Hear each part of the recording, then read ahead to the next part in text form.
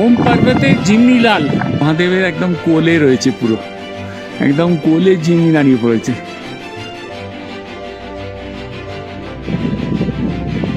ওম ভোলে হর হর মহাদেব। যে ম্যাডাম নেপালে পৌঁছে গেছেন তার সাক্ষী করে রাখা হলো।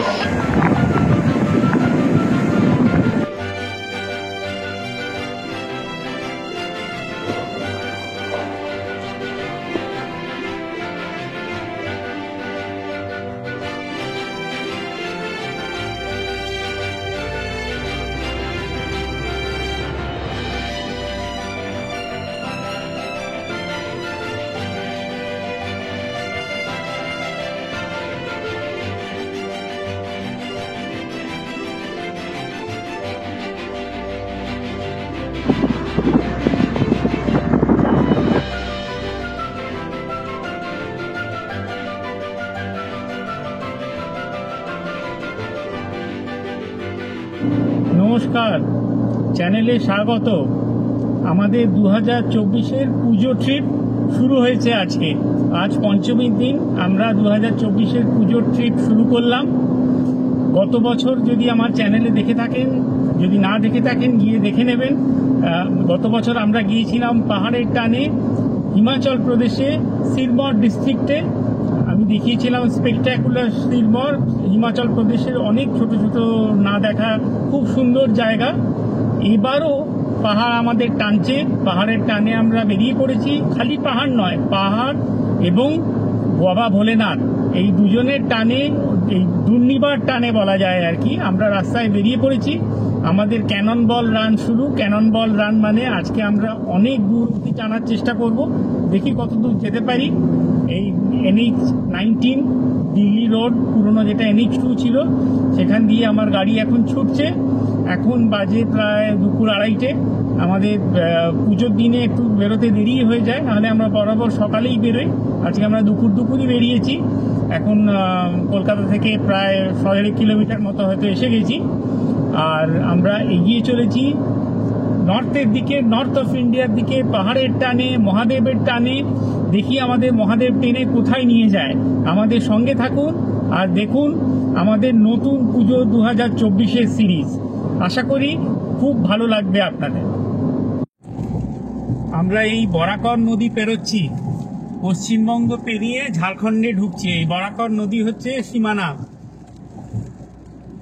আজকে ওয়েদারটা বেশ সুন্দর, মেঘলা, ঝিরিঝিরি বৃষ্টি পড়ছে। অক্টোবর মাসে পুজোর পঞ্চমীর দিন বেরিয়ে প্রায় রেন ড্রাইভের অভিজ্ঞতা হচ্ছে। আর এই পশ্চিমবঙ্গ পেরিয়ে ঝাড়খণ্ডে ঢুকলাম বরাকর নদী পেরিয়ে। লাস্ট 20 মিনিট ধরে গোবিন্দপুরে রয়েছি। মোটামুটি নড়নচড়ন অবস্থা, কিসের জন্য জানি না, কিন্তু একদম কমপ্লিটলি প্রায় নড়নচড়ন অবস্থা। একটু একটু একটু একটু টিক টিক টিক টিক করে এগোচ্ছে। দু সাইডে জ্যাম পুরো, যে যেখান থেকে যেভাবে পাচ্ছে আসছে যাচ্ছে। গোবিন্দপুর, দেখি এখানে কতক্ষণ আটকে থাকতে হয়।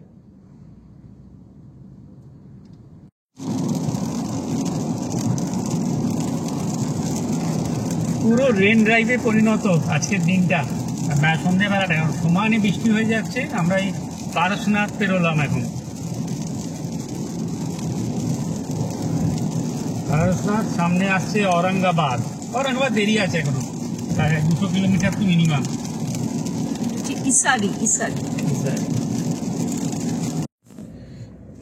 আমরা আমাদের রাত্রিরের ডিনার স্টপে পৌঁছে গেলাম। রাস্তার অন্য সাইডে ছিল, একটুখানি জাস্ট তলা দিয়ে আসতে হলো আর কি। কিন্তু রাস্তায় যা সব আছে তার থেকে এটা this is a very good place. আমরা আগেও এখানে এসেছিলাম, ওই জন্য আমরা জানতাম। আমাদের রাত্রিরের ডিনার সাঙ্গ হলো।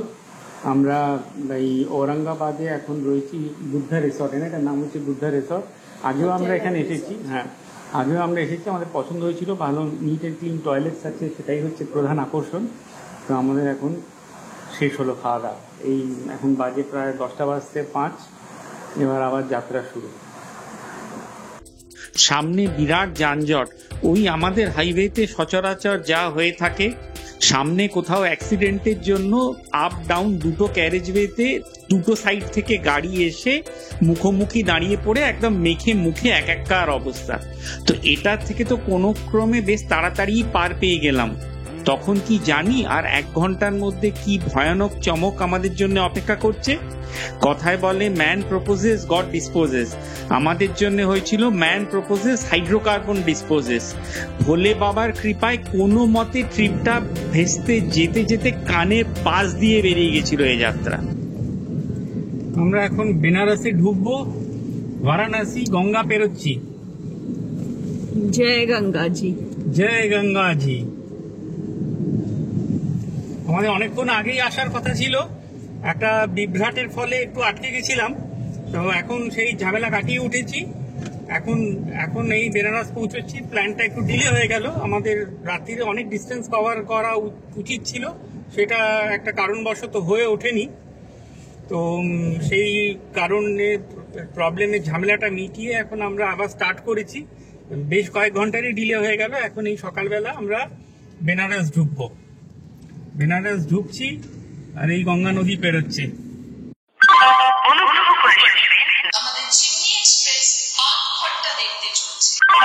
এবার আসি কালকের ঘটনায়। এবং প্রত্যেক জিনিসেরই যেমন একটা সিলভার লাইনিং থাকে, এই ঘটনার দুটো দিক আছে, একটা ভালো দিক এবং একটা খারাপ দিক। খারাপ দিকটা আগে কালকে বলি আপনাদের কি ঘটলো আমার সঙ্গে। মনে হলো যে ট্যাঙ্কটা এবার ভরিয়ে নিই, কারণ এবার রাত্রিবেলা আমরা কি বলে ওই NE731 দিয়ে সুলতানপুর দিয়ে উঠে ইয়েতে কানেক্ট করবো পূর্বাঞ্চল এক্সপ্রেসওয়েতে। পূর্বাঞ্চল এক্সপ্রেসওয়ে ওঠার আগে হয়তো ভালো পেট্রোল পাম্প পাবো না, তো সেই জন্য ভাবলাম যে পেট্রোলটা ভরিয়ে নিই গাড়িতে।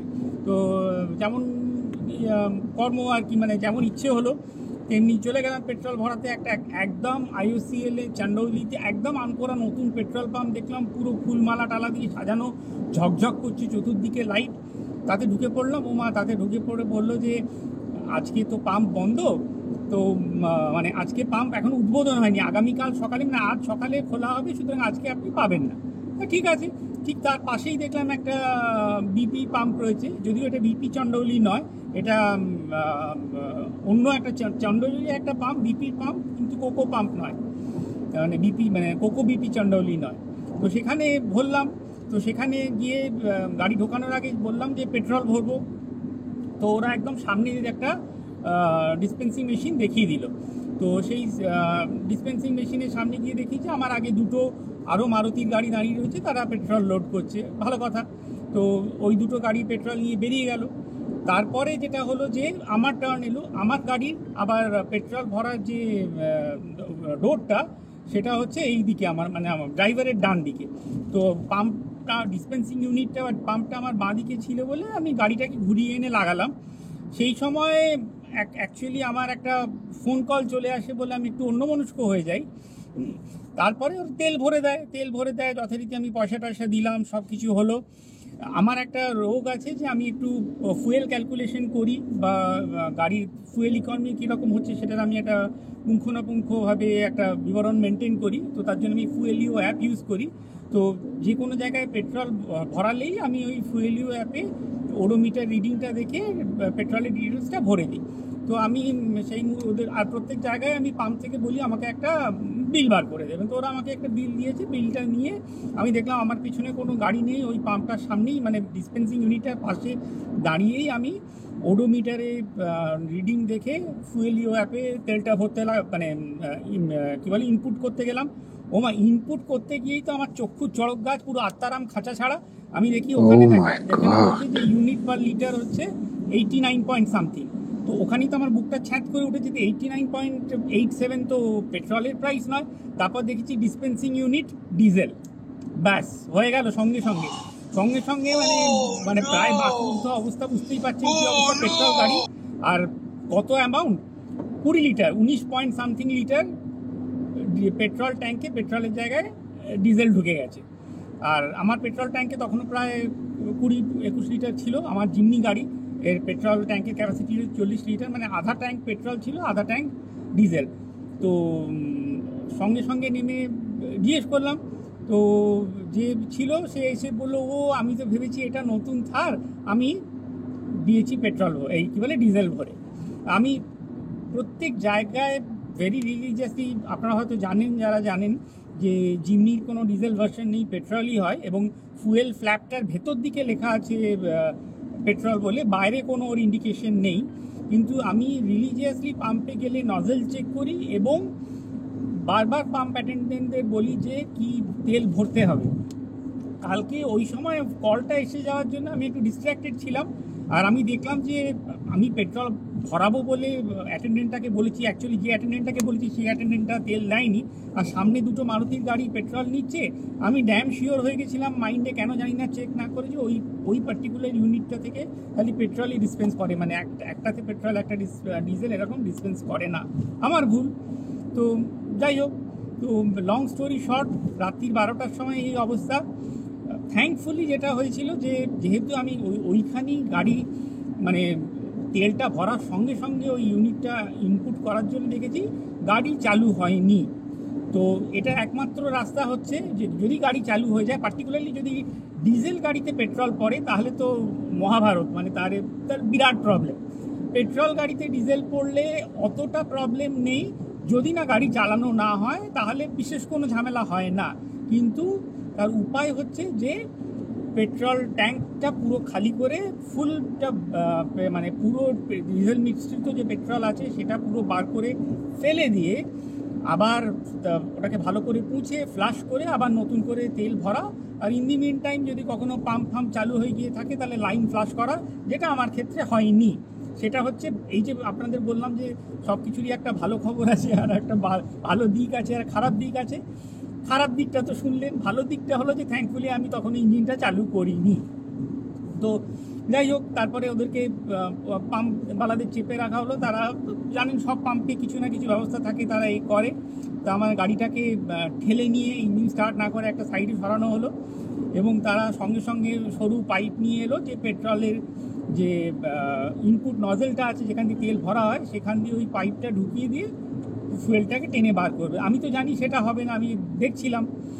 আর এদিকে আমার তো মাথা খারাপ হওয়ার জোগাড়, কেননা এখনকার যে সব নতুন গাড়ির মধ্যে একটা অ্যান্টি থেফট ওর মধ্যে জালি লাগানো থাকে, যার জন্য ওই পাইপটা পুরোপুরি পেট্রোল বা ডিজেলের মধ্যে মানে ওই লিকুইডটার মধ্যে ঢুকিয়ে মুখ দিয়ে টেনে বা পাম্প দিয়ে চালিয়ে ওটাকে বার করা যায় না। এর একমাত্র রাস্তা হচ্ছে পুরো গাড়ির তলায় ঢুকে ফুললি যে ট্যাঙ্কটা আছে আইদার ডিজেল বা পেট্রোল, সেইটাকে পুরো ডিসম্যান্টেল করে নামিয়ে সেটাকে পুরো ঢেলে পেট্রোল ড্রেন আউট করা। তো যাই হোক, এবার আমাদের কয়েকজন বন্ধুকেও ফোন করলাম যারা গাড়ির ব্যাপারে খুবই মানে ইয়ে রাখে আর কি, মানে ইনফরমেশন রাখে, তারাও আমাকে তাই অ্যাডভাইস দিল। তখন ওদেরকে ওই পেট্রোল পাম্পের লোকেদের বলা হলো যে আপনারা লোক ডাকুন, এটা আপনাদের দায়িত্ব। তো তারা মেকানিককে ফোন করার চেষ্টা করলো। তো অবভিয়াসলি বুঝতে পারছেন রাত 12টায় কোনো মেকানিক পাওয়া যায় না। তখন আমার সেকেন্ড মিরাকেলটা হলো, মানে সেকেন্ড মিরাকেল না, মানে সেকেন্ড ভালো জিনিসটা হলো যে তখন হঠাৎ করে একটা অ্যাম্বুলেন্স এসে পাশে দাঁড়ালো। সেই অ্যাম্বুলেন্সটা থেকে দুজন ভদ্রলোক নেমে এলেন। তারা ওখানেই পাম্পে একটু ফ্রেশন আপ করতে তেল নিতে দাঁড়িয়েছিলেন। তারাই জিজ্ঞেস করে, আরে আপনাকে তো রাস্তায় দেখলাম ক্রস করতে, কি হলো? তখন আমি বললাম যে এই হয়েছে, আর পেট্রোল পাম্পের লোকেরাও বললো। তখন তিনি শর্মাজি, যিনি ওই অ্যাম্বুলেন্সটা চালাচ্ছিলেন, তিনি দুদিন আগে চণ্ডীগড় থেকে একজনকে নিয়ে ঝাড়খণ্ডে এসেছিলেন, তাকে ড্রপ করে আবার চণ্ডীগড় ফিরছিলেন। তিনি বললেন যে আমি এটা কেসটা দেখতে পারি, আমি জানি না পুরোটা পারবো কি না, বাট আমি এটা কেসটা মানে অ্যাটলিস্ট আমি ট্যাঙ্কটা নামিয়ে এটাকে আপনাকে খালি করে দিচ্ছি। আমি আগে মেকানিক ছিলাম, এইগুলো কাজগুলো আমি করেছি, এখন আমি অ্যাম্বুলেন্স চালাই, কিন্তু কাজটা আমি করতে পারবো। এবার কাজটা তো করতে হবে, পেট্রোল ট্যাঙ্কটা খুলতে বললেই তো খোলা যায় না, তার জন্য অনেক ধরনের টুলস লাগে। এবার আমার একটা পজিটিভ দিক হচ্ছে যে আমি যখনই এরকম যাই এবং আমার গাড়িতে একটা full fledged tool box with almost all tool kits, all তো সম্ভব নয় যে পুরো গাড়ি খুলে যাবে, কিন্তু অল মেজর জিনিস যাতে খোলা যায় একটা বেশ ভালো তাগড়াই টুল কিট আছে। সেই টুল কিট বার করা হলো, এবং ওই শর্মাজি, তার শরীরও তখন ভালো ছিল না, দুরাত তিনি ঘুমননি, তিনি রাত্রির 1টা-1:30টার থেকে কাজে লেগে পড়লেন। তো প্রথমে বেশ কিছু এদিক ওদিক করে অনেক চেষ্টার পরে তিনি ট্যাঙ্কটাকে খুলতে পারলেন। খুলে ট্যাঙ্কটা ড্রেন আউট হলো। সেটা তখন প্রায় ভোর 4টে 5টা বাজে। এর মধ্যে আমার বন্ধুরাও আমাকে খুব হেল্প করেছিল। একজন মারুতিতেই চাকরি বাকরি মানে মারুতিতে কর্মরত, তিনিও তার ইনপুটস দিয়েছিলেন, যাতে অনেক সুবিধা হয়েছে আমার। তারপরে পাম্প ট্যাঙ্কটা তো খুলে খালি করে সবই করে দেওয়া হলো, কিন্তু এবার লাগাতে গিয়ে হলো বিপত্তি। যেভাবে খোলা হয়েছিল তার ওপরের প্যাঁচটা এই ভদ্রলোক শর্মাজি কোনোভাবেই লাগাতে পারছিলেন না। তখন তার জ্বরও এসে গেছে, শরীরও খুব একটা ভালো নেই। উনি আমার জীবনে সত্যি কথা কালকে রাত্রিরে দূত হিসেবে বা আজ রাত্রিরে দূত হিসেবে আবির্ভূত হয়েছিলেন। তারপরে তখন অলরেডি ভোর হয় 5টায়, তখন এই পাম্পের মেকানিককে তখন ফোনে পাওয়া গেল। সেই মেকানিককে অনেক বাবারে বাছারে করার পরে সে প্রায় 6:30 7টা নাগাদ এসে ট্যাঙ্কটাকে আবার ফিট করে দিল। ফিট করে আবার আমরা তেল ভরলাম। তেল ভরাতে থ্যাঙ্কফুলি গাড়ি একবারই চালু হয়ে গেল, কোনো ঝামেলা হয়নি। এখন তারপরে তো আমার অলরেডি 100 কিলোমিটারের বেশি গাড়ি চলে গেছে, তো hopefully touch wood it should be fine. আর পাম্পও এই ঝামেলার পরে যেটা তাদের করণীয় কোঅপারেট করেছে, আমার কাছ থেকে কোনো এক্সট্রা চার্জ করেনি। আর যেহেতু আমার 20 লিটার আমি পেট্রোল ঢেলেছিলাম আর আমার ট্যাঙ্কে আরও 20 লিটার ছিল, তো টোটাল 40 লিটার পেট্রোল ওরা আবার দিয়ে দিয়েছে। তো সেই নিয়ে আমি আবার বেরিয়ে পড়েছি। যাত্রা আরম্ভটা খুবই শুভ হলো না, কিন্তু একটা বড় বিপদের হাত থেকে রক্ষা পেলাম।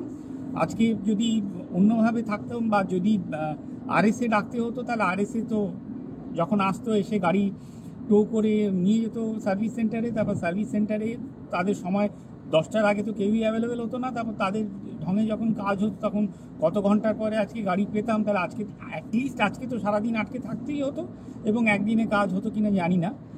কিন্তু এই হচ্ছে আপডেট। তো এখন রাস্তায় বেরিয়ে পড়েছি, গাড়ি চলছে এখন লখনৌয়ের কাছে। তো কালকে রাতটা আমার আজীবন আমরণ মনে থাকবে।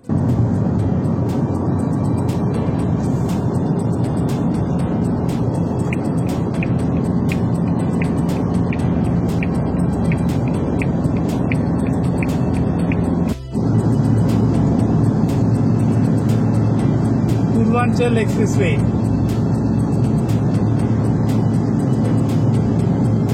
স্পিড লিমিট 100, 100তে ক্রুজ কন্ট্রোল বেঁধে দিয়েছি। এখন 100তে গাড়ি ছুটছে।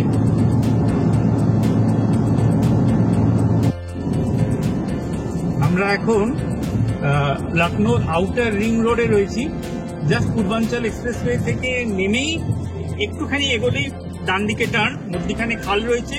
একদিকে মানে রাস্তাটা একমুখী, একটা এই সাইডে গেছে আমার মানে সোজাসুজি গেছে, আর একটা খালের ওই সাইড দিয়ে ওটা অন্যদিকের রাস্তাটা।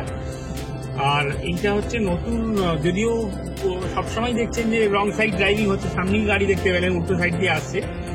তো এইটা পুরো আউটার রিং রোড, এটা পুরোটাই ফুল লখনৌ বাইপাস করে আবার সীতাপুর রোডে গিয়ে পড়বে। অ্যারাউন্ড 40-45 কিলোমিটার লাগে যেখান থেকে চালু হয়, মোস্ট প্রবাবলি বিটুইন 40 to 45 যেখান থেকে চালু হচ্ছে to meet Sitapur road, fully bypassing Lucknow city. So we are bypassing Lucknow city on the Lucknow outer ring road. তো আমাদের যাত্রা হচ্ছে ভোলে বাবার বাসস্থানের উদ্দেশ্যে আদি কৈলাস। কলকাতা থেকে আমরা গাড়ি নিয়ে বেরিয়ে পড়েছি। কালকে বেরিয়েছিলাম দুপুর 11:30 নাগাদ, আজকে এখন পরের দিন দুপুর 2:30টে। আজকে আমাদের প্ল্যান ছিল কি বলে পিথোরাগড় অবধি যাওয়ার, কিন্তু সেটা তো আগেই জানালাম কেন সম্ভব হচ্ছে না। তো এখন টানছি, দেখি কত দূর অবধি যাওয়া যায়, সেখানে গিয়ে নাইট হল্ট নিয়ে নেব। তো এখান থেকে রুটটা বলে দিচ্ছি। আমরা তো ওখান থেকে মানে বেনারস থেকে সুলতানপুর হয়ে সুলতানপুর হয়ে পূর্বাঞ্চল এক্সপ্রেসওয়ে হয়ে লখনৌ পৌঁছলাম। জাস্ট লখনৌ পৌঁছেই লখনৌ জাস্ট ঢুকেই তারপরে আবার ডান দিকে এই লখনৌর আউটার রিং রোডটা নিয়ে নিয়েছি। এখন যাচ্ছি সীতাপুরের উদ্দেশ্যে।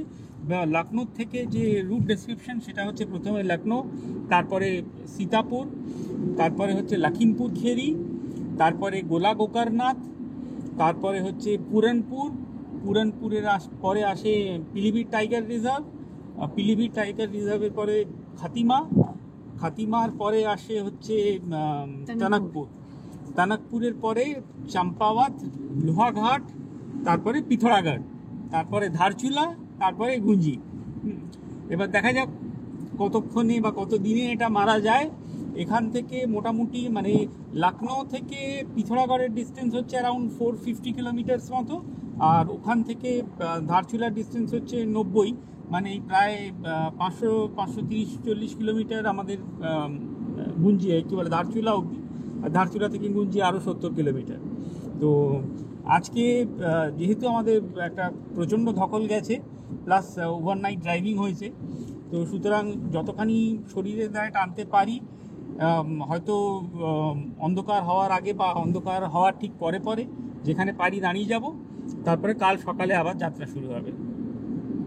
আমরা গুগল বাবাজির দৌলতে ভুল করে সীতাপুর সিটির মধ্যে, মানে সীতাপুরের বাইপাসটা যেটা ছিল সেটা মিস করে যাওয়ার জন্য এখন সীতাপুর সিটির মধ্যে ঢুকে পড়েছি, আবার বাইপাসের রাস্তায় এগোচ্ছি। এই হচ্ছে সীতাপুর সিটি। এই সীতাপুর সিটির ডান দিকে হচ্ছে ঘাগারা নদী, যেটা নেপালে কার্নালি নামে পরিচিত, আর এটা আগে গিয়ে সারদা নদীতে পড়বে, পড়ে গিয়ে ওটা গঙ্গা ট্রিবিউটারি হয়ে যাবে। আর ওই নদীর ওই পারই হচ্ছে সেই বিখ্যাত বা কুখ্যাত বাহারিচ। কিছুদিন আগে এটা পেপারে খুব লেখালেখি হয়েছিল নেকড়েদের জন্য, মনে আছে নিশ্চয়ই, যে 10 জনের বেশি মনে হয় প্রাণ হারিয়েছেন এই নেকড়ে বাঘের অ্যাটাকে। তো উলফ অ্যাটাক আর কি। টোটাল 6টা নেকড়ে বাঘ ছিল, যার মধ্যে 5টাকে অপারেশন ভেড়িয়ার আন্ডারে উত্তরপ্রদেশ সরকার ক্যাপচার করে, এবং একটাকে এই 2-3 দিন বা 2 দিন আগেই কাগজে দেখলাম যে গ্রামবাসীরা আরেকটা যে 6 নম্বর যে নেকড়েটা ছিল যাকে খুঁজে পাওয়া যায়নি, তাকে নাকি মেরে দিয়েছে। তো এই আশা করি ওই নেকড়ে বাঘের সন্ত্রাস শেষ হয়েছে। আর এই হচ্ছে Sitapur city. Dudhwa national park দিয়ে যাচ্ছি এখন এই সন্ধ্যে 6:30 নাগাদ। এটা অ্যাকচুয়ালি 1958-এ অ্যাকচুয়ালি এটা শুরু হয়েছিল as a wildlife sanctuary swamp ডিয়ারের জন্য। তারপরে 1977-এ এটাকে ন্যাশনাল রিজার্ভ ফরেস্ট হিসেবে বানানো হয়। আর তারপরে আবার প্রচুর টাইগার আছে এখন, আপাতত 60 টাইগার্স বলে। তো এখন এটাকে national reserve as a national park হিসেবে, প্রথমে ওয়াইল্ড লাইফ স্যাংচুয়ারি হলো, তারপরে ন্যাশনাল রিজার্ভ ফরেস্ট, এখন ন্যাশনাল পার্ক হিসেবে এটাকে এস্টাবলিশ করা হয়েছে। আর এখন প্রায় 60টা টাইগার আছে, প্রচুর বন জঙ্গল এখানে, বুঝতেই পাচ্ছেন, বড় বড় গাছ, অন্ধকারে বোঝা যাচ্ছে না, কিন্তু গ্রিনারিও রয়েছে, সকাল হলে বোঝা যাবে। কিন্তু এখানে আপাতত বলা হয় 60টা টাইগার্স আছে। এই যে আমাদের আজকে রাত্রিরে থাকার জায়গায় যাচ্ছি, একদম রীতিমতো রোমাঞ্চকর অভিজ্ঞতা। জঙ্গলের মধ্যে ফিলিপি টাইগার রিজার্ভের কি বলে অ্যাডেড এরিয়ার মধ্যে হবে। এটা নাম হচ্ছে গোল্ডেন হাট, না? হ্যাঁ, গোল্ডেন হাট রিসর্ট। গোল্ডেন হাট রিসর্ট। আজকে রাত্রিরে হল্ট আমরা এখানে দিচ্ছি। এখন মোটামুটি 7:30 বাজে, তো আর টানা যাবে না। কিছুক্ষণ আগে এটাকে দেখে ফোনে বুক করেছিলাম। তো এই সকালবেলা যখন আসবো তখন চারধারের প্রকৃতি অসাধারণ সুন্দর লাগবে, কিন্তু এখন বেশ গা ছমছমে অনুভূতি, একদম মনে হচ্ছে গভীর থেকে গভীরতর জঙ্গলের মধ্যে ঢুকে যাচ্ছি। আমি জানি না ফোনের ক্যামেরায় কতটা ধরা পড়ছে, কিন্তু আমাদের একদম শিহরণ খেলছে গায়ে। এই যে গুগল মামি বলেছে এসে গেছে।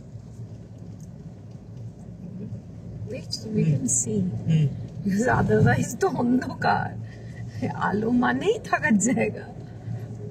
বোর্ডে লেখা আছে গোল্ডেন হাট রিসর্ট, অন্ধকারে অত বোঝা যাচ্ছে না, চারিদিকে শুধু অন্ধকার, কেন কি শুধু ক্ষেত আছে, বড় বড় গাছ, আর দেখুন চাঁদ আজকে কি সুন্দর হয়ে রয়েছে। এই যে এখানেও একটা বোর্ড আছে যেটা একটু ভেঙে গেছে। এই দিক দিয়ে আমরা এবার প্রপার্টিটার মধ্যে ঢুকলাম। আর এইটা হচ্ছে এবার রিসর্টের main entrance, so to say. ঢুকেই on your left restaurant area আছে, রেস্টুরেন্ট কাম রিসেপশন এরিয়া। আমরা খেতে আসবো তখন আবার দেখাবো। এই যে,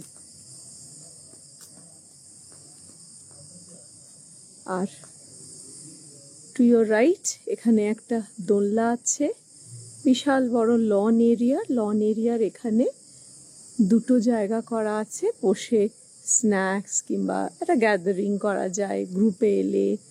হ্যাঁ, এই যে this is the reception cum restaurant area, quite a large area.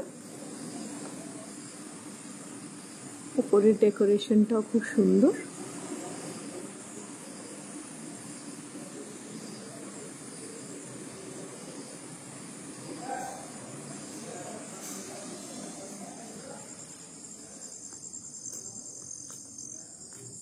বুঝতেই পাচ্ছেন এখন তো সিজন নয়, ওই জন্য খালি রয়েছে। আর সিজনে কটেজ পাওয়া ভেরি ডিফিকাল্ট। বুঝতেই পাচ্ছেন 4টে কটেজ মানে হই হই করে বুক হয়ে যায়। এখানেও দেখছেন একটা বিশাল লন এরিয়া, মানে দ্য প্রপার্টি ইজ হিউজ, ওই জন্য চতুর্দিকে বিশাল ওরা লন এরিয়া। লনটা বেশ ভালো, ওয়েল মেনটেন্ড। এই যে এটা হচ্ছে কটেজের এন্ট্রেন্স। এই যে প্রত্যেকটা হাটের সামনেই গাছ পুঁতে রেখেছে, উইচ ইজ ভেরি গুড। খুব গ্রিনারি রয়েছে, এত huge lawns plus a lot of trees around, খুব সুন্দর। এটা হচ্ছে লাস্ট কটেজটা, আমরা সেকেন্ড লাস্ট কটেজটাতে রয়েছি।